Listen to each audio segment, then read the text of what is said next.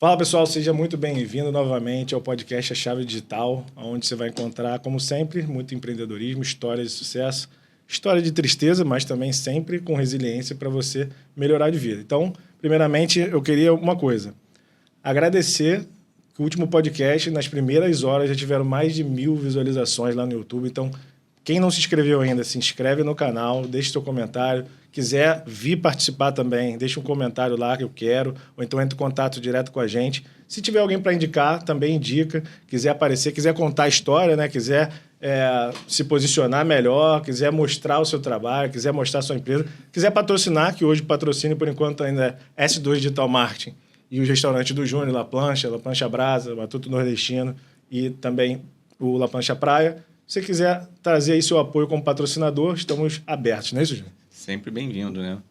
Ó, galera, isso é muito importante para a gente continuar fazendo o nosso trabalho aqui. Vocês estarem participando, estarem compartilhando, estarem se inscrevendo no canal, curtindo, seguir a gente no Instagram. E hoje estamos aqui com um convidado de primeira. Você conhece muito tempo ele ou não? Esse aí são anos e anos, da época que eu era apocalíptico. Ele é um cara que começou desde novo aí no empreendedorismo. Ele começou vendendo açaí, tinha uma barraquinha de açaí. Saiu da barraquinha de açaí, ele foi trabalhar, ainda não era CLT, mas foi trabalhar com vendas e aprendeu muito sobre vendas. De lá ele saiu para o Banco Santander, foi trabalhar como gerente, mas atendendo pessoa física, mas vendendo. Aí aprendendo a rolar os outros, né? Depois, além disso, ele foi para o jurídico para vender os serviços do banco mais para a pessoa jurídica, fez muito relacionamento. De lá, ele saiu, abriu uma própria empresa lá para ele ajudar outras pessoas, então voltou para o empreendedorismo. E aí, na época da pandemia, ele tinha aberto um restaurante junto com a empresa que ele já tinha. Na pandemia, quebrou, passou 1.000 perrengues, deveu a milhares de pessoas, milhares é brincadeira, mas deveu muita gente, passou por cima disso tudo, voltou, montou um novo negócio, trabalhou, se matou, resolveu todas as pendências, saiu, teve uma história de vida maravilhosa, por isso eu convidei ele aqui. A gente vai pedir para ele contar um pouquinho, mas vale a pena você ver até o final. E se você ainda não se inscreveu, se inscreve, que a gente vai trazer cada história para você aprender como fazer e mais, como não fazer. Isso aí é importante. Diogo, obrigado. Seja bem-vindo mais uma vez. Seja bem-vindo, prazer. Obrigado. Vou pedir para você contar, eu sei, ele não sabe, o pessoal de casa não sabe, mas conta um pouquinho da tua história, resuma um pouquinho e aí a gente vai perguntando aí. Ele só me contou o lado apocalíptico, né? Então, na verdade, tô brincando, mas a gente era apocalíptico, bem complicado nossa vida, nossa infância ali, a juventude, aquela fase na Zona Norte, no qual a gente só queria saber de se divertir, pensar no hoje e esquecer do amanhã. Você é cria onde? Meia? Lá do Gente de Dentro. Gente de Dentro. Gente de Dentro, 2 de fevereiro. Eu sou do Caxambi. Ali é a rua, Caxambi, Todos os Santos, Rua São Brás ali. Eu morei pior que eu era da rua dele, mas eu não conhecia ele, acredita? Eu fui nascido e criado ali, ele também. Tem um amigo meu, Fábio, que morava no prédio dele, eles se conheciam, eu não conhecia ele. Eu fui conhecer ele no banco, e aí que ele descobria. E graças a Deus, que pelas histórias de vocês não tinham chegado no banco, né? Não, a gente não é. Na verdade, para chegar no banco, teve uma trajetória antes, mas quem perturbou muito minha vida ali, me direcionou, foi minha esposa. Ah, legal. Mas é uma história que antes mesmo de começar no banco, me preparei sem querer me preparar. Acabou que eu sempre tive o desejo de abrir meu próprio negócio. Quando era moleque, eu ia pra praia, surfava, pegava onda de bodyboard e andava de skate. Era uma vida bem rock and roll, né? Então, entrei na faculdade de turismo e na época eu tinha um professor que se chama Maurício Verne, ele sempre falava muito comigo, pô, é muito bacana que você pensa em empreender e tudo mais, as pessoas só pensam em ter estágio, trabalhar administrativo, gerência, mas não pensam em empreender. E na época eu chegava com a minha toda roxa, porque quebrava açaí, abria a barraca de açaí logo no início da faculdade, e a maioria dos meus amigos me zoavam, os colegas que tinham na faculdade me zoavam porque eu chegava naquele jeito, né? Cabeludo, chegava de skate, trabalhava durante o dia, ia para a faculdade de noite. E nisso, o professor foi uma das poucas pessoas que me incentivou a continuar ali. E eu continuei até o final da faculdade, paguei a faculdade de turismo na época. E ele falou uma vez comigo, numa brincadeira assim, entre a galera, ele falou, pô, o Diogo é o que vai mais longe. Vocês já estão desacreditando nele, mas ele vai mais longe. E de repente, lá no futuro, vocês vão pedir emprego para ele. A galera começou a rir, debochando. É isso. E depois aconteceu, né? Mas assim, como o Johnny falou, minha história é de muitos altos e baixos, muito baixos até, altos são poucos, mas engraçado que parece que foi preparando todos esses baixos para chegar no momento agora que, graças a Deus, tem vindo um momento bom na minha vida, mais tranquilo. E aí entrar no banco foi um pouco depois que eu saí da barraca de açaí. Em paralelo, comecei a trabalhar com venda em loja de engraçado, surfwear. né? Você fazia já o açaí, barraca açaí. Hoje o que mais é bombado aí são aí açaí Maria, Huckleberry. Era visionário e não pessoal sabia. Não, pior que era açaí do Beatles. O açaí era famoso lá no Dia de Dentro, no Meia também. Legal. A galera ia para lá.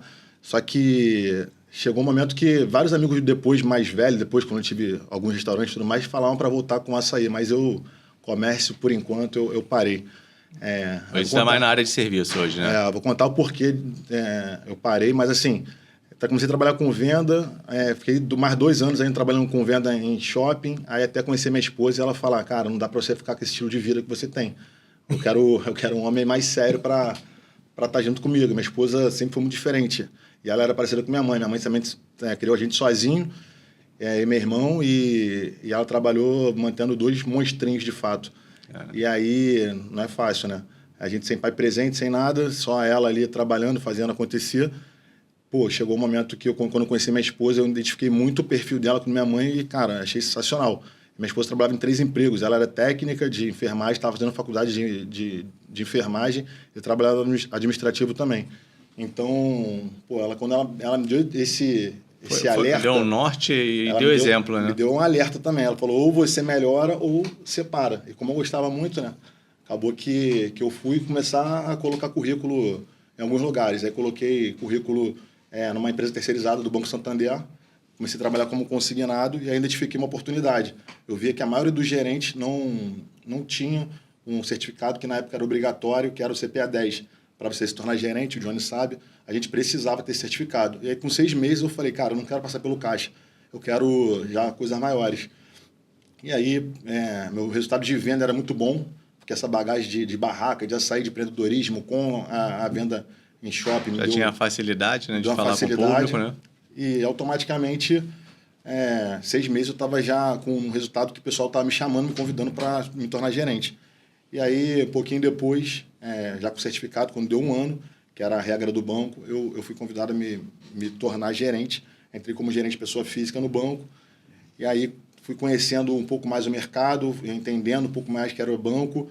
E conheci um gerente PJ de empresas que me convidou para fazer uma visita com ele, uma vez aqui até no Recreio. E, cara, eu fiquei impressionado como o gerente PJ era um cara bem quisto pro empreendedor, de fato. Porque o gerente PJ normalmente era o cara que tinha confiança. Ou era o contador, que sabia das coisas que ele fazia, ou o gerente PJ, porque sabia de fato as dores, podia ajudar nas dores dele. Exatamente. E aí isso, cara, me despertou uma paixão e meu objetivo era me tornar gerente em empresas, PJ, e trabalhar com esse segmento. Aí 2 anos depois fui promovido, virei gerente em empresas, aí tive bastante sucesso no Santander lá como gerente PJ e identifiquei no mercado que justamente as pessoas buscavam profissionais para poder fazer consultoria, assessoria, porque muita gente é perdida. Felizmente, às vezes as pessoas até sabem o que tem que ser feito, mas se não tiver um empurrãozinho ali ou conselheiro, acaba não fazendo. Com quase uma babá, né? A gente Exatamente. Vira. Voltando só essa parte antes do IPJ, que tem coisas que eu lembro que eu trabalhei com ele, então eu vou lembrar ele. Verdade. Tem coisas que são muito importantes que, assim, eu via, cara, eu sempre admirei, porque a gente trabalhava junto, mas a gente tinha uma amizade, assim, de você querer mais, né? Querer crescer. Sim. E eu via que você, às vezes, via coisa que as pessoas não viam. Aí aconteceu uma vez, tu vai lembrar quem é e o que foi. Eu tava lá, não sei se estava na hora de almoço, uma pessoa chegou e falou, pô, Diogo, por que tu fala tanto assim, tu fala tanta gíria, fala não sei o que, não sei o que lá. Só que a pessoa veio meio que desmerecendo você. E eu tava lá e eu fiquei só assistindo. Aí você virou e falou pra ela um negócio que, assim, foi uma aula. Falou, olha só, eu atendo pessoa física. É pessoa física, né? Pra você entender. Sim. Pessoa física é uma pessoa comum e muitas das vezes ela não tem a instrução. Então, se eu tratar ela coloquial, como um cara de alta classe, não preconceituosamente, mas se eu falar pra ela tudo bonitinho, ela simplesmente não entende o que eu tô falando. Então, eu trato ela como ela pode entender. Então, eu entendo a necessidade dela e mostro para ela, com as palavras que ela vai entender o porquê que eu estou oferecendo aquilo, qual é a necessidade dela. Então, você, além de entender o que o cliente precisava, você sabia como falar. Você acha que isso mudou muito a tua vida, essa questão de entender e mais? saber como falar com cada pessoa? Sim. É a leitura de ambiente, né, que faz, né? Sem dúvida, é a questão do rapport, não tem jeito. Eu não entendia isso na época, hoje a gente vai estudando marketing, venda, né, neurociência e tudo mais, a gente vai entendendo as coisas que a gente fazia lá atrás. Mas eu falava justamente isso, eu falo a língua do povo, eu lembro que eu dei essa resposta, eu falo a língua do povo porque eu atendia na abolição inúmeras pessoas de classe social baixa, e como é que eu vou falar o bancarês ali? Não podia, eu tinha que falar exatamente uma forma que ele pudesse me entender. Isso me gerava logo uma conexão com mais facilidade, e aí eu conseguia realmente vender, e eu também sempre odiei vender empurrando, colocando um produto sem necessidade. Então, eu tentava entender o que o cliente de fato precisava para poder levar a melhor solução para ele, e aí, graças a Deus, a gente conseguia fazer boas vendas. E também sempre tinha aquele me ajuda que eu te ajudo, que era normal. Faz parte, né? A gente sempre estava ajudando ali, parceria e tudo mais, então fluía sempre muito bem o trabalho. E é isso, é o que você falou, a questão de remerecimento sempre vai ter. Porque assim, eu sei, porque a maioria das pessoas... Por que eu te chamei até aqui? Porque muitas das pessoas não conhecem a trajetória toda. Isso já aconteceu muito comigo, cara. E pode acontecer com outras pessoas. Quando você muda ou quer mudar a sua trajetória, você acaba ficando sozinho. No mundo do empreendedorismo, muita gente fala isso e é verdade.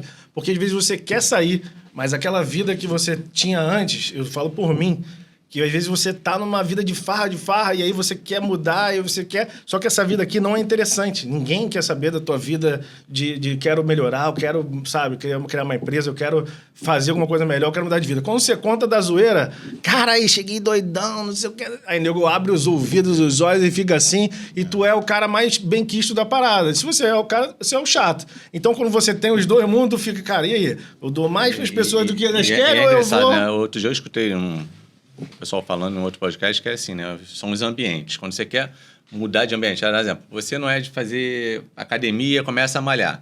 Você começa a ficar fora desse teu ambiente, mas você ainda não é aceito no outro ambiente, você ainda não está pronto. Então, você é fácil declinar e desistir no meio do caminho. Então, é isso que acontece muitas vezes, né? As pessoas, e é o que você fala, as pessoas sabem o que tem que fazer, mas o dia a dia acaba segurando, né? Contar essa história é importante porque aconteceu comigo, e eu sei que ele já contou essa história lá no Instagram dele, que eu tenho pessoas que me encontram, pessoas que são mais velhas, né? Eu era apocalíptico, assim, muito louco, e as pessoas às vezes me encontram, mas não sabem da minha trajetória, porque não vê rede social, enfim, não lembram mais. Mas às vezes um senhor de idade, sogro de um amigo meu, fala assim, cara, e aí, tá bebendo muito isso, fazendo muita besteira, não sei o quê. Aí o cara já não sabe. Por quê? Tem gente que não conta a transição, não conta o sofrimento. E às vezes, trazendo você aqui, eu acho que muita gente vai ver um lado teu que a gente às vezes não consegue mostrar, porque até tu fica meio assim, né, cara, vou ficar falando, nem quer saber da minha história. Tá falando, na época do banco, você ainda estava meio desvirtuado ou já estava caminhando para o lugar certo? Não, eu fui caminhar para o lugar certo tem 3 anos. Tem 3 anos? Por isso que eu tive... Minha história é muito mais de fracasso do que de vitória. A Carol batalhou muito antes. A Carol conheceu ele, ele estava indo. Ele estava indo para o caminho errado, ela segurou. Ele ia, ela segurava, ele ia, ela segurava. Então, Carol, parabéns, Carol. Então, na cronologia, você foi para o banco você depois... Tinha sucesso, mas sem a mentalidade que eu tenho hoje, o que a gente precisa ter, toda hora eu mesmo me prejudicava. Cheguei inúmeras vezes muito doido no banco. Era madrugada, jogo do Flamengo, no qual eu ficava até 3, 4 horas da manhã, dia seguinte ia chegar 8, 9 horas da manhã. Só que eu tinha uma coisa de bom, né? Que o resultado eu entregava. Mas me prejudicava, porque você não estava no ambiente familiar, perdi em outras coisas. Não, ambiente familiar, que minha esposa foi muito guerreira mesmo. Porque não era nem para ter família, era para estar largado no mundo. Qual o nome dela? Caroline, Carol, parabéns aí, ó. Eu sempre falei pra ela, não, mas eu falei, não é mentira, eu falo na frente, eu falo no Instagram, eu falo no direct dele, sempre acreditei nele, falei, irmão, a gente vai estar junto lá na vitória. É mentira, velho, sempre falei pra ela, acredita nele. E, cara, é muito difícil pra uma mulher acreditar quando tu passa um monte de dificuldade. Todo viés. E, cara, pra você segurar, realmente é muito difícil. Então, Carol... Verdade. Porque ela merece todas as palmas. E aí, do banco, foi depois, logo em seguida, você foi fazer o restaurante ou não? Ainda tem história nesse caminho? Aí, em 2016, eu estava travado ali de ser promovido, com resultado muito bom, pessoas menos capacitadas sendo promovidas, e minha última agência foi Complexo do Alemão. Trabalhei nas maiores favelas do Rio de Janeiro, e eu queria sair de lá, queria alcançar novos voos, mas eu não conseguia porque o pessoal não ia ter alguém para colocar lá. E como a gente tinha um resultado muito bom e um ano antes de eu pedir demissão, meu ex-chefe, que é meu amigo e que me ensinou a profissão que eu tenho hoje, ele saiu, foi demitido, o banco não tinha com quem deixar a carteira de PJ. Então, era eu ou eu, não tinha outra pessoa, porque o Gladstone também, que é esse meu ex-chefe, tocava muito bem junto comigo, parceria, entrou uma outra gerente geral, no qual não conhecia nada de PJ, e a PJ no banco é mais de 60% da meta. E aí eu tive que ficar lá por muito tempo, penando, eu queria ser promovido, não me promoviam, eu falei, cara, o banco é só número. E aí aquela vontade de empreender sempre foi muito gritante. Eu até, na época do banco, abri alguns outros negócios, abri uma operação de telemarketing, abri uma academia, no qual tomei a volta de um sócio que, foi mais de 400 mil, levou equipamento, roubou a gente.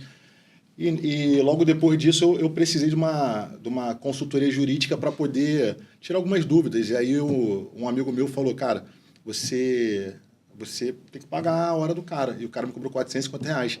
Eu achei um absurdo. Eu falei, cara, R$450 para poder ter uma hora de reunião. Aí ele falou, pô, Diogo, você não pode ficar julgando o cara, porque... A gente já falou sobre isso, né? De repente, nessa uma hora, ele pode fazer um negócio de 10, 15, 20 mil e você está travando ele. Então, cada um tem a sua hora. Aí eu me incomodei, eu falei, pô, eu ajudo todo mundo toda hora. O pessoal, um amigo quer abrir negócio, fala comigo. O pessoal quer crédito, quer resolver qualquer coisa empresarial, vai falar comigo. Ele, já pensou em abrir uma consultoria?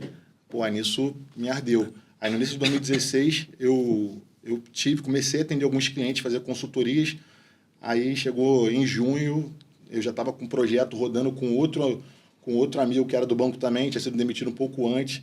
Isso também me bateu muito forte, porque eu falei, cara, a gente é só número, a gente não vai fluir, não pode ser o melhor do mundo, mas quando você falhar a qualquer momento, você vai sair. Você vai estar sempre dependendo do outro lado estar te segurando. Exatamente. Né? E aí a gente tem momentos de fraqueza, a gente não é só sucesso, a gente vai ter um momento que, de repente, um familiar vai ficar doente, vai acontecer um acidente e por aí vai. E o banco não quer ver isso, na verdade, qualquer empresa, né, quer ver resultado.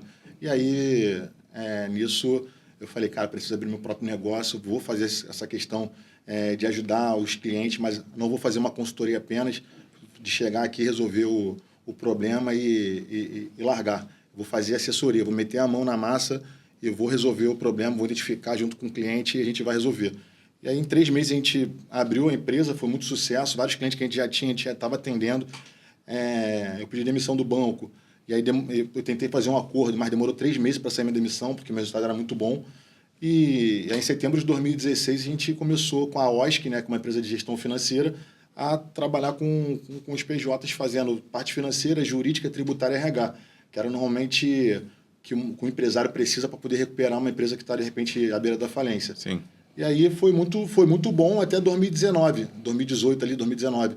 Até a gente começar a tomar os primeiros nãos dos nossos clientes, porque a gente resolvia o problema. Depois não era mais interessante. E era um custo alto, então o cliente já não via tanto valor, porque... Deixou de ser investimento e vira custo para ele. Exatamente, porque o empresário, quando ele tá numa necessidade de urgência, qualquer pessoa é assim, né? Paga. É a mesma coisa que está num rio passando, que está levando tudo, você vai querer segurar qualquer lugar. Então a pessoa te segura ali, paga o que precisa pagar, você resolveu, ela está salva. Vai embora. Obrigado, Diogo, obrigado, João. Mas sabe que eu identifico muito isso que você falou? As pessoas têm muita vaidade. Sim. Então, assim, ela no desespero aceita ajuda, mas quando ela começa a ficar bem, ela fala assim, eu não preciso de ajuda. A ajuda já é ruim. Não sei se você consegue identificar isso ou identificou isso na época. Sim. É exatamente isso. O empresário, o maior problema de todo empresário é o ego. Então, pro bem e pro mal. E nisso, às vezes, a pessoa já tá rodando bem ali, ele acha que não precisa de ninguém. E teve vários clientes que depois de um tempo, provavelmente acontece com o Johnny direto, ele volta, porque precisa de Eu escutei uma vez um consultor falando que ele vai em cima do que ele consegue economizar. Ele pega 10% do que ele economiza para a pessoa. Por exemplo, uma empresa está fechando negativo 1 milhão. Ele bota no 0 a 0, ele economizou 1 milhão. Então, ele tem 100 mil. Sim. Aí a pessoa acha que é muito dinheiro. Ele, mas calma aí. Calma aí, tem que comparar. É difícil ganhar 900 e os 100 agora é muito. É o que a gente Então, falou é isso que em deve ter 2 episódios, veio esse vezes, assunto, que é a mesma coisa que a gente fala. Quando o Júnior dá a mentoria, ou eu dou mentoria individual, até em serviço também. Às vezes a pessoa fala, pô, mas aí pensa no custo, né? Um curso, o cara fala, porque hoje tem muito curso, tem muita mentoria. Aí a pessoa fica nessa, não quero gastar porque todo mundo vende. Mas às vezes, o que você aprende naquilo ali, um detalhezinho, pode fazer uma diferença gigantesca no teu lucro real, né? Não no bruto, digamos assim. E às vezes as pessoas ficam, por ter tanta coisa na internet fácil, as pessoas não querem mais pagar. Só que, cara, as coisas, foi o que você falou, as coisas têm valor. Então, às vezes, você tem que pagar o valor para também ter o resultado.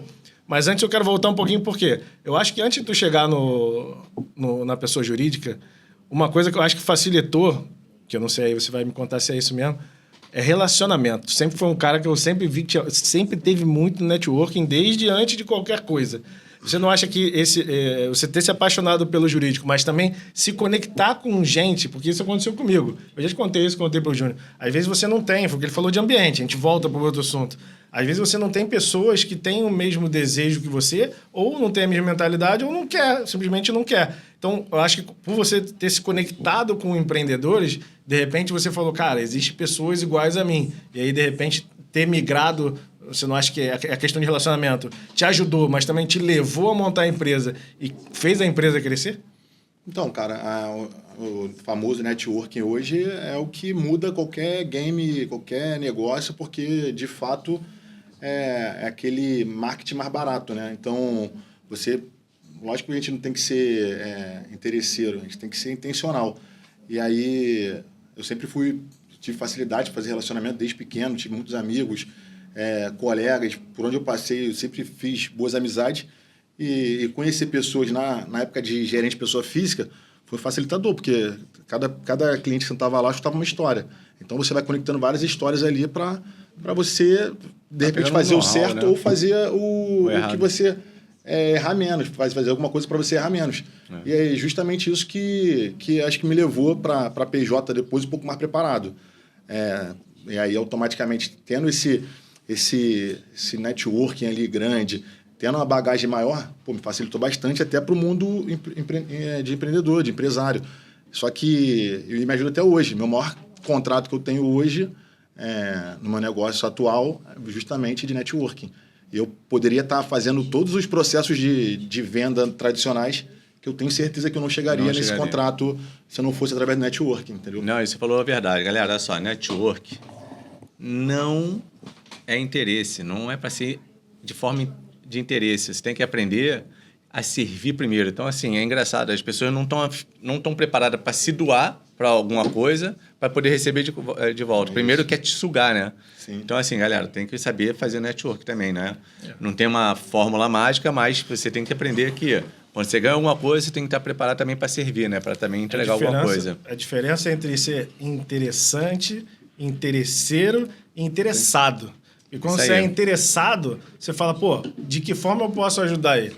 Mesmo que você vá cobrar, porque, cara, se você tem uma solução para um problema de uma pessoa, você fala, meu irmão, eu tenho a solução aqui, e é X. E aí foi o que a gente falou depois. É justo pagar, só que às vezes você tem uma solução que não precisa ser paga, só de você falar uma coisa, o cara fala, pô, o cara me ajudou. E aí a gente cria, né, aquela sensação de... reciprocidade. Reciprocidade. Né? O cara vai falar, pô, o cara me ajudou. E aí falou, não, deixa eu dar uma olhada. E aí só de você dar uma abertura para ele vai falar, pô, deixa eu ver o teu negócio. Aí essa abertura... Então, a diferença entre ser interesseiro e interessado. Porque o que acontece muito em negócio de network o cara se sente obrigado a fazer um negócio. Cara, tô aqui, aí o cara quer te vender. Parece que tá todo mundo vendendo. Já foi almoço que ou jantar, então, alguma coisa de network que o pessoal fica... só querendo tirar, sugar, né? Então, já várias vezes, sempre a gente está buscando lugares assim, mas hoje eu participo do BNI, né, que é o maior encontro de networking mundial. Então, isso que você falou, a questão de doar, é exatamente o maior princípio que nós temos lá, que é o Giver Gains, né? Você doar para depois você receber, porque a questão você doou, vai chegar um momento que eu vou ficar automaticamente incomodado, falar, cara, o Júnior é uma pessoa que me ajuda totalmente direto, o que eu posso fazer para ajudar o negócio dela? Aí vai ser uma ideia, vai ser um fornecedor, vai ser um cliente, de repente, para você migrar, ou um sócio para poder te arrumar. Alguma coisa eu vou fazer para poder te ajudar. Mas porque a gente fica também incomodado quando a gente só recebe ajuda e a gente não faz pode nada, ter vergonha, né? Também, o que eu aprendi ele tem um produto, você está precisando do produto e eu estou intermediando isso. Cara, se tiver que ganhar alguma coisinha, tem que ganhar. Não é pecado, não. As pessoas ficam assim... Faz parte do game hoje, né? Então, assim, as pessoas às vezes não indicam, ou então indica, e o outro acha que não tem que pagar, o outro acha que tem que pagar. É o famoso lobby, né? A galera faz muito isso. Cara, tem que existir. Eu acho que todo mundo tem que ganhar um pouco, se puder. Todo mundo tem que estar participando. A economia tem que estar rodando dentro dos amigos, ali que a gente fala, das pessoas conectadas. É comissão, né, cara? É uma comissão porque, assim, querendo ou não, o cara te intermediou. Se você paga por um vendedor, se o outro cara for te indicar, não é nada mais justo que isso. E aí você montou a empresa, 2019 começou a bater na trave. Aí, mas deu problema. O meu ex-sócio saiu porque não aguentou a pressão. Eu continuei. Em 2020, no final, eu estava bem de novo. E aí, isso a gente está falando da gestão financeira, agora, 2019 para 2020. O problema ali foi rápido. A gente identificou, criou um outro produto de gestão financeira, no qual a gente alocava funcionários ali administrativo, financeiro na operação do nosso cliente. E aí, beleza, fluiu de novo, andou. Mais uma vez, reviravolta. Só que aí, no final do ano de 2019, eu estava bem, ficando mais tranquilo, estável. Tem um amigo que era meu cliente e acabou virando um irmão. A gente resolveu abrir um restaurante, porque a gente atendia vários restaurantes. E aí, nossa primeira ideia lá era abrir um restaurante japonês, que eu já fazia vários atendimentos para várias empresas do segmento, e aí eu achava que era bem lucrativo. Cheguei, escolhemos o ponto no Alto Meia, no ponto que estava sendo desejado e tudo mais, pegamos, dia 2 de janeiro começamos a obra, e aí... Isso em 2020. 2020. Aí dia 25 de janeiro seria a inauguração. A pandemia começou dia 15 a 16 de março. E a gente só foi inaugurar dia 2 de julho. Aí minha vida que estava começando a respirar de novo em 2019, eu tinha certeza que ia ter um produto... Eu inaugurei uma loja ali perto também. Era ali na Rua Adriano. Eu lembro. Também doeu. Né? Sempre dói. Hoje não existe mais, infelizmente. Doeu, mas enfim, faz parte. O que eu posso falar de experiência que eu tenho de comércio e serviço é que o comércio, para você abrir, normalmente você tem que fazer um investimento muito alto e às vezes o retorno é muito baixo, o famoso payback. E aí a galera acha que vou abrir um restaurante e é certo. O que muitas das pessoas falam? É um negócio que nunca dá errado, é restaurante. Comida não tem como dar errado. Ninguém deixa de comer. Exatamente. Você melhor que eu vai falar isso. Que conhece, está no segmento há muitos anos, né? Eu falo assim, eu queria saber onde está essa galera comendo toda aí. Às vezes falta gente. Falta. E aí, cara, a gente inaugurou o restaurante 2 de julho. Aí você lembra que foi com 30%. Aí depois, em novembro, teve a segunda onda, que aí foi 50% aberto, a gente ficou mês fechado. Não tinha delivery na época? Então, na verdade, tipo que eu não iria abrir inicialmente a operação para delivery, seria rodízio. Se forçou. A gente teve que se readaptar a todo momento ali. E o pessoal acha que delivery é só você botar o telefone para tocar, botar a comida na embalagem e mandar. Tem uma complexidade eu tive que fazer muita grande. entrega. Eu sei que agora eu estou no processo agora de investir na parte de delivery dentro dos restaurantes e, cara, a gente está vendo que a gente não sabe nada. Eu fiz delivery pra caramba, a gente já faz. A gente se reinventa, manda comida na panela pro cliente, essas coisas. Mas você fazer o delivery da forma correta, correto que eu digo assim, exata assim, é difícil. Vai ser lucrativo, né? Então, e a gente, nesse período, a gente tinha uma expectativa de faturar 250.300. Primeiro mês, a gente faturou 20. Cara, surreal. Aí, o investimento que a gente fez ali, a gente teve que chamar um outro amigo logo no início, quando a gente começou a obra, porque esse meu primeiro amigo, o Guilherme, a gente acabou não tendo um recurso todo para poder investir. A obra sempre acaba precisando de algo a mais. E a gente precisou de um outro amigo que entendia de obra, que é o Igor. O Igor ajudou a gente também, o pai dele era fenômeno com obra, ainda. E a gente conseguiu ali, em 2 meses, estar com a loja pronta. Mas, infelizmente, veio a pandemia, ninguém esperava, a gente ficava virando de 15 dias. 15 dias vai abrir, 15 dias. Chegou dia 2 de julho, 4 meses depois. Aí já estava com um problema que já era grande, de não ter inaugurado rápido. E é rápido, né? Dinheiro gigante. Então, assim, por isso que eu acho que o comércio, para, de repente, quem está pensando em empreender, não é tão bom no primeiro momento, se for um negócio grande, porque a gente fica megalomaníaco, achando que tem que abrir um negócio grande, que vai dar certo, e às vezes você começa um pequenininho, prestando um serviço ali de uma coisa que você é boa, é muito mais fácil você ter lucro, que é o que mais importa numa empresa, do que você faturar, porque às vezes você faturar 300 mil reais e você não vai ver nada. E era o meu caso no Japa lá, quando setembro, outubro, eu faturei 150, 200, mas a gente não via R$1. A gente tinha que botar, aportar e tudo mais. E aí pegava empréstimo, usava o nome da esposa, fazia todos os produtos. Faz um consignado, vai, não sei o quê, passa cartão ali, passa cartão aqui. Crédito consciente, inconsciente, faz tudo que possa imaginar, mas aí chega um momento que você fica esgoelado. E eu, quando saí desse mercado, comecei só a voltar para o serviço, faturava 10, 15, 20 mil e meu lucro era absurdamente maior. Então, assim, vivia muito mais tranquilo, muito mais confortável. Eu tenho amigos que trabalham com a parte de serviço e ele fala que a parte de lucratividade é muito grande. É diferente, porque... E outro ponto importante, que vocês sabem melhor também do que eu, é que automaticamente no comércio você depende de muita gente. Por exemplo, no restaurante japonês, a maior estrela que nós tínhamos era o Sushi Man. O Sushi Man ganhava 4 mil na época. E para contratar era difícil. Eu precisava de 3, 4. E eu cozinho muito mal. Sei fazer um ovo e pipoca e batata frita e nuggets. E automaticamente, como é que a gente vai fazer aquele trabalho de sushi man que é perfeito? Porque as pessoas comem com olho no japonês também. Sim. Aquela apresentação bonita. E automaticamente eu não conseguia substituir ninguém. Não tinha a melhor cozinheira que eu tinha, não conseguia substituir o sushi man. Eu já tive loja fechada porque o sushi man resolveu beber na sexta-feira e não aparecer 2 sushi man, 3. Isso são alguns dos nossos problemas, né, que a gente fala dentro do comércio, né? Operação. Exatamente. Isso aí também é questão de... Você, no caso, ainda estava tentando com 2 empresas, né? Mas tem muita gente que, às vezes, sai do banco, sai de emprego, pega o dinheiro todo e bota achando que vai... Mas tem aquela quantia certa. E fala, cara, isso tudo depende do dinheiro. Não abre um negócio assim de cara, ainda mais... Chega amigo meu, eu gosto de restaurante, cara, tô a fim de investir, não sei o quê. Olha só, tá sobrando? Como assim? Não, tá sobrando. Tá disposto a perder? É isso. Que depois que tu bota lá, indo bem ou mal, tu perde... Acabou o dinheiro. É isso. Acabou, a verdade é essa. Você vai tentar vender depois o negócio, esquece, não vale nada. Então, aquele investimento inicial, você vai brigar para ter o lucro. Mas aí, Nego, é sério? Cara, é assim, não brinca com isso não, que o dinheiro vai embora rápido. Tem que começar você não precisando, a gente falou isso no outro episódio também. Você não pode precisar daquele dinheiro, se você contar com aquilo, a hora que dá uma complicação, seja lá qual for, você não vai conseguir segurar e às vezes um negócio que podia virar, né? Mas aí se o cara depende, além se o cara não tiver controle, enfim, um monte de coisa que a gente falou. E assim, você toma uma decisão de montar um negócio e tomou uma decisão de parar o negócio. Então, chegou aí as 2 empresas foram de mal a pior em 2020, 2021. Pandemia, né? Pandemia, eu não conseguia virar, porque nossos maiores clientes também da OSC eram em shopping. E aí, quando fechou em março, em abril já não conseguiam pagar a gente. Aí eu tinha um monte de funcionário trabalhando, fingindo que trabalha, que muita gente também me enganou naquela época lá. Mas assim, um monte de cliente inadimplente. Chegou em junho, antes de inaugurar o japonês, que inaugurou de fato em julho ali as portas abertas.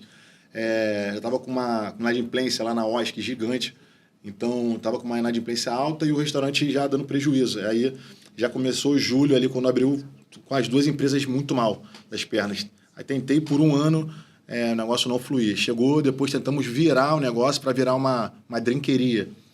Tentamos virar para ver se a viabilidade seria melhor, porque o custo do insumo na época era X, depois quando começou a pandemia era 3X, e tudo de viabilidade que nós fizemos lá atrás, esquece, a gente não conseguiu resolver nada. E chegou fazendo consultoria financeira em empresas, você vê que não tem fórmula. Não tem fórmula, não tem fórmula. A fórmula que eu considero hoje importante é Deus ajudando ali, você centrado com a mentalidade inabalável. Muito trabalho. E muito trabalho. Exatamente, muito trabalho. E isso é um dos problemas de muita gente, porque não adianta que você falou, eu tenho muito dinheiro, vou abrir um negócio.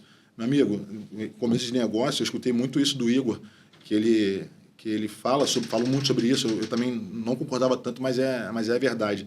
Você precisa meter um umbigo no balcão lá e trabalhar full time, porque aí você vai conhecer as dores. Porque se você não conhecer as dores do seu negócio rápido, automaticamente você vai tomar muito prejuízo, porque vão te roubar, vão te enrolar, vai ter prejuízo, desperdício.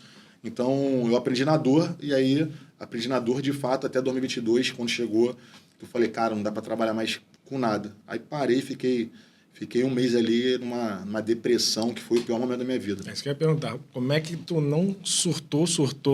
Assim, ninguém conta, né? Essa parte mais difícil, quem sabe deve ser a Carol e meia dúzia de pessoas. Mas como é que tu fez? Foi aí que começou a procurar? Ou tu deixou o tempo mal e depois se levantou? Como é que foi esse período de transição? Tem uma pergunta aqui que eu tinha feito, que era esse, né? Como você lidou com a sensação de fracasso diante de família, pessoas que viam você como referência? Que você era uma referência já, né? Então, empreendedor não era tão referência, não. O pessoal falava que eu era sonhador. Agora o pessoal me vê como diferente. Uma referência, legal. Porque o resultado fala muito, né? Mas antes, quando eu não tinha resultado, era um sonhador. Esse garoto tenta muito, às vezes ficar trabalhando no banco, porque foi inventar de abrir consultoria, trabalhar em japonês, abrir academia, ser açaí, sempre foi assim. Sempre criticavam porque não tinha resultado, e o resultado fala alto. Independente se você é bom ou não, quando você tem resultado, e logicamente sendo bom você vai ter resultado. Mas mesmo eu me considerando bom na época, tendo um know-how diferente e tudo mais, sem resultado aparente, as pessoas não levavam fé. E minha família também. Eu escutei de muito familiar meu falando, pô, esse cara só tenta, quando vai dar certo? E aí hoje mudou um pouquinho. Agora é a mesma pessoa que vai lá, agora bate palma. Então, vou falar aqui, eu vou falar. Ele falou no Instagram dele, se ele não quiser falar, o problema dele, já vou falar. Ele tá traficando. Foi o que falaram para ele. Por quê? Vê ele passeando, viajando, andando de jet ski, curtindo a vida. Irmão, o cara foi... Não sei quem foi que falou, não precisa falar nome. Tá traficando, tá fazendo besteira. Por quê? Ele é o cara que transita por todos os lugares. Pelo relacionamento dele, ele vai estar na Zona Sul, ele tá no Complexo do Alemão, ele tem cliente em tudo quanto é lugar, porque é um cara bem relacionado. E se conecta com qualquer pessoa. Então, foi o que ele falou. Às vezes, o teu sucesso vai criar na cabeça das pessoas uma coisa que você não sabe. Mas, às vezes, não vai chegar até você. No caso dele, chegou e falou, ó, tá traficando. É verdade essa história? Verdade. Isso acontece porque é a mentalidade do brasileiro. Só para a gente engatar, senão a gente perde até... Então, parou as duas empresas, ficou um tempo parado. Não, eu vou te explicar. Chegou em 2019, não, 2021. Para alguém falar isso é porque agora você começou a ter sucesso. Sim, finalmente. Então, aonde chegou o sucesso? Como você se reinventou? O que você fez? Como você pensou? Como é que saiu da depressão? Aí eu acho que vai chegar... Aí vai falar um pouquinho sobre isso. Então, em 2021, no final do ano, esse dos melhores amigos que eu tinha, que eu tenho também, a gente voltou a se falar hoje, que é o Igor, a gente acabou se separando, ficou mal. Eu tentei seguir com o Japalobres. Eu lembro que eu falei que a gente chegou a tentar virar o negócio que era o rodízio para uma drinqueria. Ele ficou com a drinqueria, eu tentei ficar com o delivery ali do japonês, mas a OSC muito mal e o japonês também todo endividado. Chegou em abril, eu tentei na Páscoa, o último suspiro ali, fracasso de venda. Aí chegou na segunda-feira, fechei e falei, cara, não dá mais pra gente tocar restaurante, eu não sou bom nisso. Ou não é meu momento.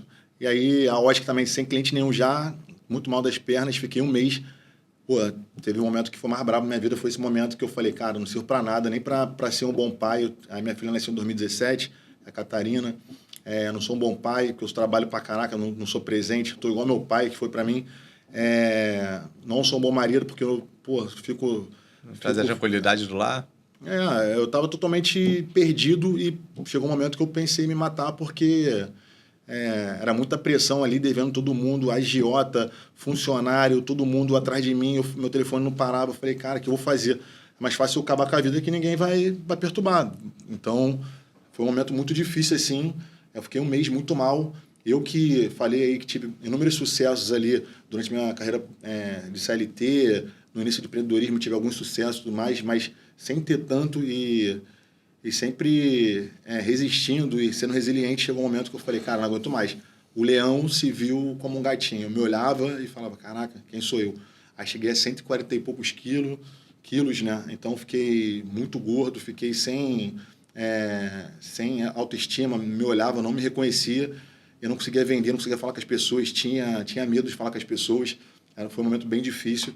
E aí, esse amigo que iria inaugurar... Perde a confiança em tudo, né? Perde. A autoestima vai lá embaixo.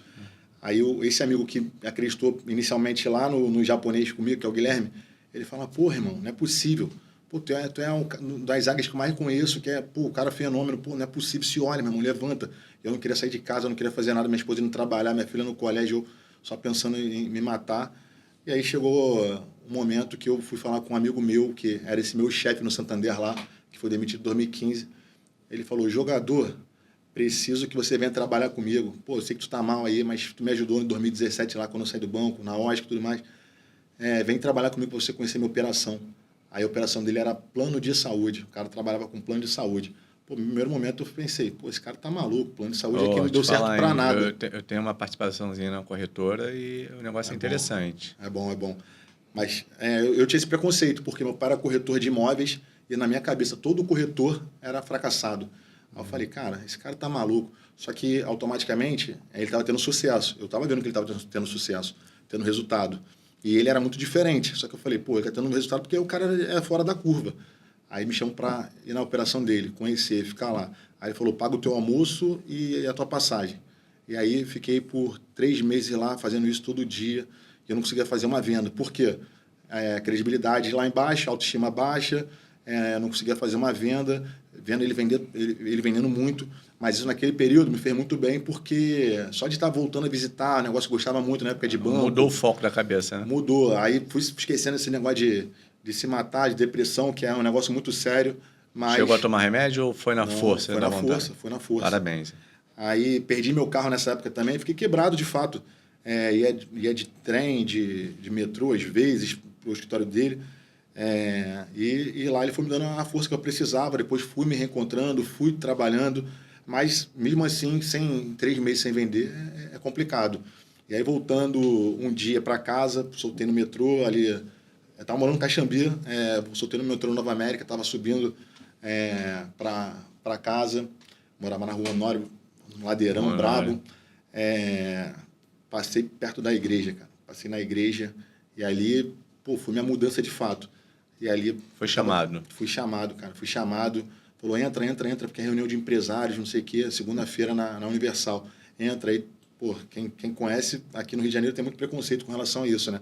Universal é a igreja que não sei o quê, mas lá é o SOS de quem precisa.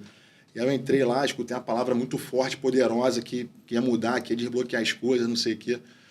E aí desbloqueou. Naquela semana eu comecei a fazer a minha primeira venda, aí me empolguei, aí voltei, continuei indo para a igreja.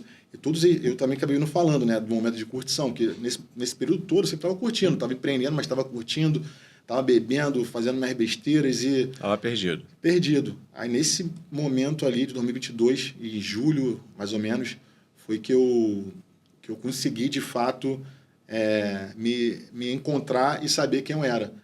Aí começou as coisas a andarem, né? Comecei a fazer a primeira venda, aí em agosto, setembro, outubro começou a fluir. Abrimos uma loja no Complexo Alemão de plano de saúde. Alguns vão falar que foi coincidência, né? Foi sorte. Normal. Trabalhou todo dia até a sorte chegar. Mas eu acho que a pessoa ela tem que cuidar da parte física dela, mas tem que cuidar da parte espiritual, qual que seja a linha que ela vai. Tem gente de Candomblé, tem gente da Universal, tem gente de Católica, não é isso? Sim, eu acho que a parte espiritual é... Mas ela é muito importante cuidar. Para quem acredita, né? Quem não acredita, não estou falando para quem não acredita. Na verdade, nisso, né? ele sempre foi, ele era católico e ele sempre frequentou. Só que não de BGE, mas não era o que, de fato, frequentar. Frequentei de BGE, eu acho. Eu era aquele católico de BGE que fala que mas não entende nada, não se aprofunda. E quando você é raso em qualquer coisa, você vai virando marionete. De um tempo para cá eu também comecei a cuidar dessa parte meio religiosa e muda muita coisa. A cabeça fica mais forte. O cara fica com um sentido diferente na mente. Né? Sim. E aí, nesse período, eu comecei a vender muito. A gente abriu uma loja no Complexo Alemão, G10 Corretora, que era a corretora desse amigo lá de Estônia. Ficamos 3 meses lá.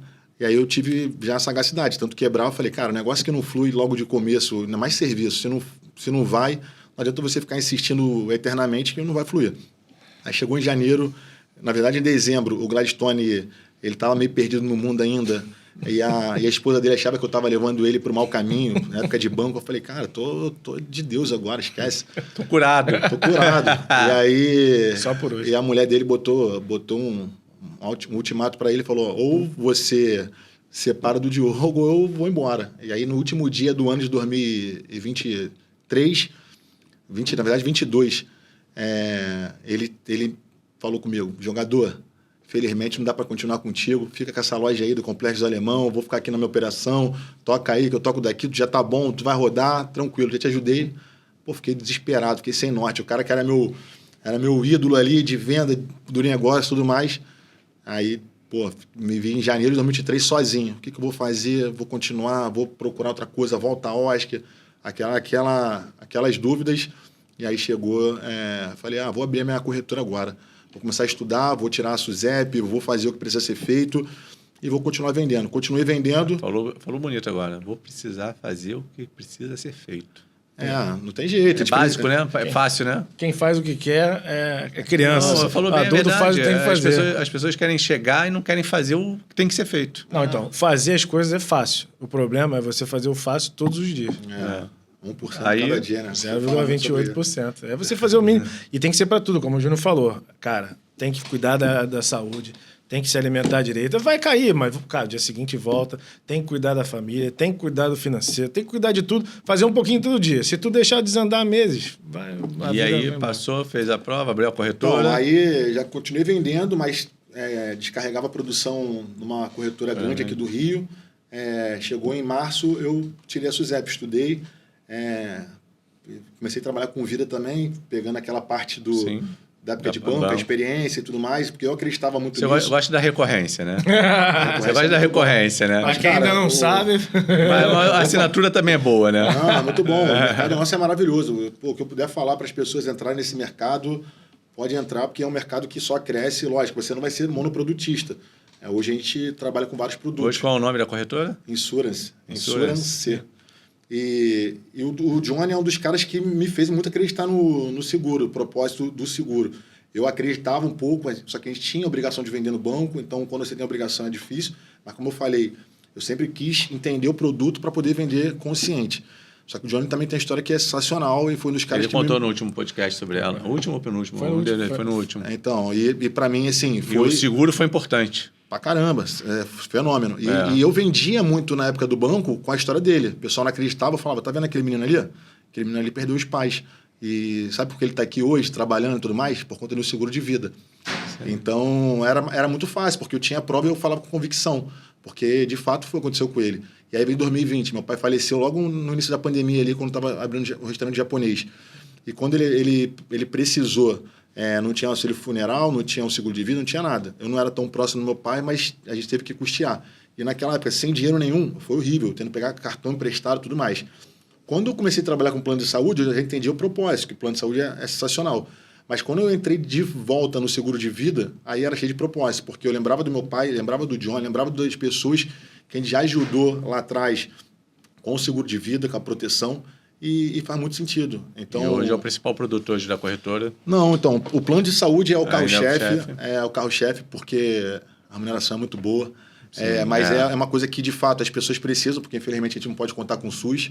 Mas vocês fazem lá na corretora de vocês muita parte pessoa física ou faz parte jurídica também? Então, a minha experiência, como foi muito de gestão, a gente acabou criando a Insurance como corretora de plano de saúde, seguros e tudo mais, mas gestão de benefícios também. Em 2022, com o Gladstone, eu identifiquei se preparar, sempre buscar o que de fato está em alta. Eu identifiquei que o mercado precisava não só apenas do tradicional, mas também de produtos não convencionais para melhorar a qualidade de vida do colaborador, dos funcionários, até próprio dos empresários. E a gente criou a gestão de benefícios também na Insurance. Na G10 tentei implantar, mas na Insurance a gente de fato nasceu como corretora especializada em gestão de benefícios. A gente fazia saúde, seguro de vida, odontológico, a gente tem o El Hub, tem assistência funeral premium, crédito consignado, tudo voltado para o colaborador, a gente vai facilitar. Porque eu entendi isso depois também, o capital mais importante de qualquer empresa é o capital humano. E hoje o maior problema do funcionário é a contratação. Muito funcionário falando, mas é difícil contratar e tudo mais. De repente está faltando a gestão de benefícios ali para poder ajudar, porque às vezes não é só o salário, é o pacote de benefícios. Às vezes dá um benefíciozinho já segura o colaborador, né? Coisa muito barata. Às vezes com 50, 100 reais por colaborador, a gente consegue levar 3, 4 benefícios. E nisso, automaticamente, retém os melhores talentos. E aí na Insurance, quando eu migrei para a saúde ali, seguro e tudo mais, aí o negócio foi fluindo, aí já tinha passado aquela fase de 2022 que eu estava muito ruim. Nesse começo foi muito difícil, depois eu identifiquei que a credibilidade é uma coisa que fala muito, porque eu tive que pagar muito almoço para poder meus amigos me escutarem, porque ninguém queria me escutar para falar de seguro de vida, plano de saúde. Falava lá bem no Diogo. Engraçado? Vai vender Renaudet. Vai vir E tem pessoas que fazem com pessoas que nem conhecem, mas acabam fazendo com um amigo próximo. Não, no começo... É igual você, ó. Você que compartilha o podcast dos outros famosos, deixa de ser... Tem que compartilhar o nosso, estamos precisando. Curte, vamos comenta lá. aqui, compartilha a gente, que, pô, Depois a gente tá começando, mas tá coisa depois boa. que a gente ficar grande, vão querer compartilhar, já foi. Aí não adianta mais. Mas é isso. Quando tem resultado, todo mundo quer ser amigo, quer ser próximo. Mas quando você está no processo, esquece. E aí, o que aconteceu? Quando a gente começou a visitar muito, cara, aí eu estava um pouquinho melhor em 2023, mas não tinha tanto condição. Aí eu tinha que pagar muito almoço, eu gastava muito dinheiro, muita energia, muito tempo para poder... Era um investimento, né? Era investimento, mas assim, era muito difícil, porque as pessoas não acreditavam. Só estava vendo o Diogo quebrado da OSC, do Japalobres, de lá de trás, que tentou tudo e não deu certo em nada. Por isso que eu falei, você tem uma história bonita, ou passou por um processo e às vezes não conta, ninguém sabe o que ela não conhece. Então, você pode ter o melhor produto do mundo, você pode ter o melhor serviço do mundo, você pode ter mudado de vida, você pode ser uma ótima pessoa, você pode ser o que você quiser. Mas se as pessoas não souberem, não é que importe, mas hoje na vida, tudo importa. Se você, o que ele falou, é a credibilidade. Se você não mostra a credibilidade, não adianta, as pessoas não vão confiar em você. Elas vão lembrar da versão que elas te conheceram. E às vezes aquela versão lá, ela aconteceu, mas não é mais você. Então, se você quer mostrar a sua empresa ou quer mostrar você, vem aqui falar com a gente. E vai ser engraçado como as pessoas são, né? Por exemplo, eu já abri meu ramo mesmo é restaurante. Já tenho alguns abertos, já abri alguns, já fechei. Já abri alguns, já vendi. E aí vai. Teve uns que foi, tipo, no Meia lá, o meu tive que fechar, porque estava dando prejuízo atrás de prejuízo. Aí a gente, e tinha oportunidade de ir para outro lugar. Muito bonito, né? Aí a gente tinha oportunidade de ir para outro lugar. Eu falei, é o momento, esse aqui encerrei, perdeu. Fizemos o outro que eu estou indo muito bem, que é o do Norte Shop, lá do Taste Lab. E teve a situação que, pô, apareceu a oportunidade, a gente vende, bota um dinheiro no bolso e vale a pena também. E vai para outro negócio. E as pessoas, quando você desfaz o negócio, nunca pensa de forma positiva. Aí tu vê, por exemplo, desfez no restaurante. O que houve?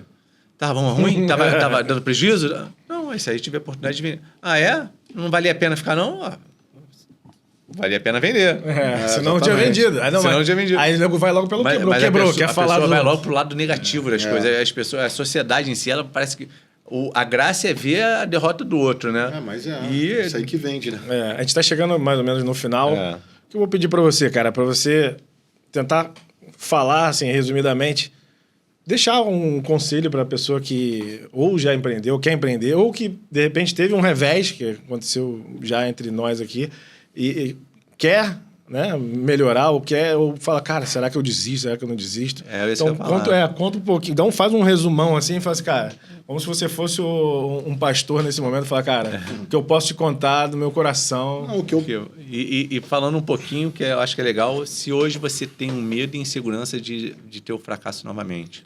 Então, como vive isso na sua cabeça ou você já está sarado? Não, isso é uma coisa que eu trabalho constante, porque a gente sabe de onde a gente veio. Mas é uma coisa que a gente trabalha full time. Hoje, automaticamente, com a fé que eu tenho, é muito mais fácil. A gente se agarra ali e sabe que fazendo o nosso trabalho bem feito, Deus abençoa. Mas, às vezes, dá receio. Só que, assim, para não ter esse problema, eu me cobro muito. Mesmo agora, no momento muito melhor da minha vida, que, graças a Deus, estou tendo um certo sucesso no meu negócio, só que eu não paro, eu estou me reinventando. A gente abriu a Eve agora, que é uma empresa de benefício para a pessoa física. Abrimos a Infinance também, que já é um complemento de mercado financeiro para os nossos clientes também, para levar para o mercado algo diferente, com um olhar 360. Então, assim, eu sempre estou me cobrando e buscando melhorar. Aí, o que eu posso falar para você que está nos assistindo aqui, é que desistir é para os fracos. A gente tem que ser perseverante. E que, principalmente, a gente tem que se doar, tem que estar no ambiente certo, tem que ter a mentalidade vencedora e ter fé em Deus e ter o apoio da família, que as coisas vão fluir com certeza absoluta. Pô, muito bom, cara. Hoje o nosso bate-papo foi praticamente falando sobre resiliência, né? O cara, muito então, eu falei para ele tava corrido. Ele tava corrido, mas eu falei, cara, é uma história que precisa ser contada. É um cara que eu bato na tecla porque eu sempre falei, muita gente não deve saber, mas ele sabe. No privado dele, eu ficava, meu irmão, tamo junto. Quando dava junto, eu tava junto. E outra coisa, eu queria agradecer, porque ele foi um dos poucos que assim como o Júnior. No começo, a gente fala muito sobre isso, né? Muita gente fala, pô, os amigos não ajudam, acontece muito isso, eu vejo muito isso. Tem essa questão também, às vezes o cara tem um revés e fica difícil, mas tem amigos que ajudam. O Diogo foi um dos que acreditou em mim no início, assim como o Júnior. O Guilherme, Guilherme, ele não vai vir porque ele não gosta de aparecer. O Igor Letra, Bruno Letra, pô, muita gente boa que acreditou. E, cara, é importante você ter essas pessoas que também querem, mas não é só as que querem, mas que te leve, cara, vambora. Pô, tu vai conseguir, vamos estar lá. É o cara que às vezes te motiva, que é teu amigo, que, por exemplo, a gente não se relaciona todos os dias, mas, cara, ele tá sempre no contato e sabe que quando você encontra ele, ele é o cara que, meu irmão, ele tá torcendo por você, independente de onde você tá. Então, você ter essa pessoa que torce, é aquele momento que tu fala, cara, não desiste não, amor, vai dar certo, vai dar certo. E às vezes você não se sente tão sozinho, né? Então, a chave digital é uma comunidade para isso, para a gente poder transferir conhecimento, motivar, mas não essa motivação boba de, cara, pô, vai ficar bom, vai ficar tudo bem. Não vai ficar tudo bem, vai dar errado. Só que se der errado, pô, a gente vai ter pessoas aqui que vão contar para você o porquê que deu errado, o que você pode fazer. No final dá tudo certo, mas o final nunca chega, né? Pô, é difícil, você né? tem que aproveitar o momento, final, né? Se programar para os erros que vão vir acontecer no momento. Então, a chave digital é para quem não tem esse acesso a um networking físico e consegue pelo menos tirar uma horinha para aprender e conseguir melhorar a vida, porque às vezes, foi o que a gente falou, às vezes quando você paga, você tem um conhecimento, mas às vezes você ouviu do seu amigo ou de alguém na internet um conhecimento que pode transformar a tua vida, às vezes você não sabe, mas você está ajudando o outro. Então, compartilha, manda para aquela pessoa. Se inscreva no nosso canal, também é importante. E para te achar, qual é o teu Instagram? Bota aí também. @pai dos seguros, virei o pai. Aí, pai dos seguros, @insurance, @infinance, @evia. Tudo do nosso ecossistema de saúde, de benefício. Então, seguir também ele, também. Instagram. Quem precisar também de benefício, tá aí, ó. Estamos falando com o pai dos seguros aqui hoje. Então, gente, muito obrigado mais uma vez aí. Vou bater mais uma vez na tecla, porque, assim, hoje a gente cresce com as pessoas que estão com a gente, como a gente falou aqui durante tudo. Então, se você viu, você foi um dos últimos 1000 que viram aí naquela primeira hora, manda para uma outra pessoa que pode aprender ou ganhar com isso. Deixa seu comentário lá. Eu aprendi mais uma. E se não gostou, também manda para os amigos. Fala assim, olha como é ruim lá. Olha só, não acrescentou nada. Pode compartilhar também. Ajuda a gente. Hater, comenta lá, porque os haters vão ajudar a gente a dar mais certo. Então, meu irmão... Já deu certo. Pô. Obrigado mais uma vez. Obrigado pelo seu tempo. Espero que você tenha gostado. Muito bom. Então é isso, gente. A gente tem mais assunto depois para a gente falar mesmo específico da empresa. Eu acho que vai ser legal a gente falar muito mais dessa parte de seguros. Se você tiver um outro tempo para vir visitar a gente. Precisava de mais tempo. Tinha mais história para contar. Porque acaba curta a história. Verdade. Se contar a história toda, o pessoal vai ter que ficar com sono. Mas a gente vai marcar uma nova data. Ó. Já estou fazendo um comprometimento aqui no ar. Nova data, a gente vai marcar em breve para ele vir falar e dar uma aula para a gente nessa parte de benefícios seguros aí. Porque isso, a questão de seguros, plano de saúde, dos benefícios, é muito mais de propósito, né? Então, é questão de deixar legado e abrir a mente das pessoas, porque, infelizmente, a população brasileira ainda é muito bloqueada com relação a esse assunto. Muito bom, muito obrigado. Gente, muito obrigado mais uma vez. Estamos aí seguindo aí, já passamos de 5 episódios aí com bastante visualização. Agradeço a todos aí pelo apoio. Tamo junto e até o próximo episódio. Até o próximo, galera.